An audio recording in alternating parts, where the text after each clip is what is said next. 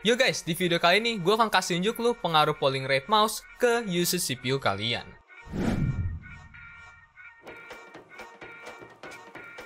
So guys, sebelum lanjut ke video, pastikan kalian sudah subscribe karena akan ada banyak konten lain seperti ini. And sebesar 81% dari kalian itu nggak subscribe, so akan sangat berarti untuk gua kalau kalian luangkan sedikit waktu untuk pencet tombol subscribe itu. And jangan lupa juga untuk like video ini kalau kalian terbantu dengan tutorial seperti ini. And satu like itu sangat berarti untuk gua karena satu like itu sama dengan satu happy person, so smash that like button. So guys, sebelum lanjut, kalau kalian belum tahu apa itu polling rate mouse, jenis-jenisnya, dan apa efeknya, gue sangat saranin kalian cek video gua tentang polling rate terbaik dulu, karena di situ gue jelasin semuanya dan di akhir video itu ada juga penjelasan kenapa polling rate tertentu lebih bagus dari polling rate lainnya. So jangan kelewatan video itu biar kalian lebih paham aja apa itu polling rate. Oke, setelah kalian paham apa itu polling rate dan setelah kalian nonton video gue itu, kalian juga akan paham bahwa 1000 Hz polling rate akan memberitahu posisinya setiap 1 milisecond, dibanding dengan si 500 Hz hanya akan memberitahu posisinya setiap 2 milisecond.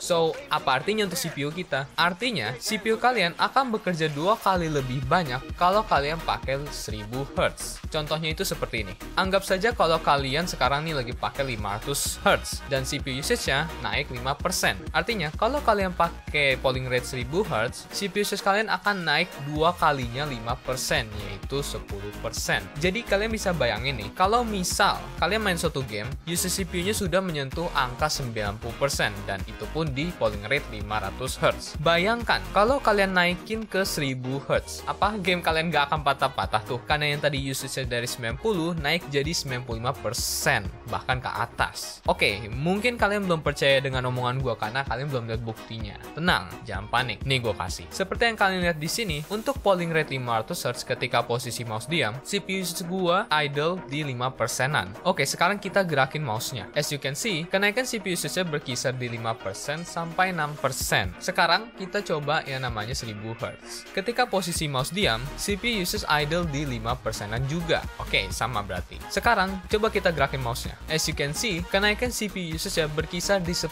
sampai 12%-an. And sedikit reminder, tes ini dilakukan dengan i7-2600K, jadi hasil tes ini akan berbeda dengan CPU lain, tapi kalian bisa lihat baseline atau gambaran besarnya lah. Untuk CPU gua aja yang 4 core 8 thread, naik 10% aja udah termaksud besar karena bisa aja penentuan antara game mulus atau tidak ketika bottleneck CPU. Bayangkan CPU dengan 4 core 4 thread atau 2 core 4 thread atau bahkan 2 core 2 thread. Mending diem di 125 Hz aja daripada FPS lu drop atau bahkan game lu nge-crash karena bottleneck CPU. Tapi gue yakin orang dengan mouse yang bisa 500 atau 1000 Hz pasti sebagian besar udah punya CPU yang arsitekturnya baru atau yang performanya udah mantep, jadi gak terlalu masalah lah. Tapi bagi kalian yang CPU-nya masih rada-rada, mending di 125 Hz. Oh ya, ngomong-ngomong 125 Hz, berapa tuh impact-nya ke usage CPU kita? Kalau secara matematika, dia kan 8 kali lebih lambat nih dari 1000 Hz dan 4 kali lebih lambat dari 500 Hz. Artinya kalau 500 Hz usage-nya naik 5%, kalau 125 Hz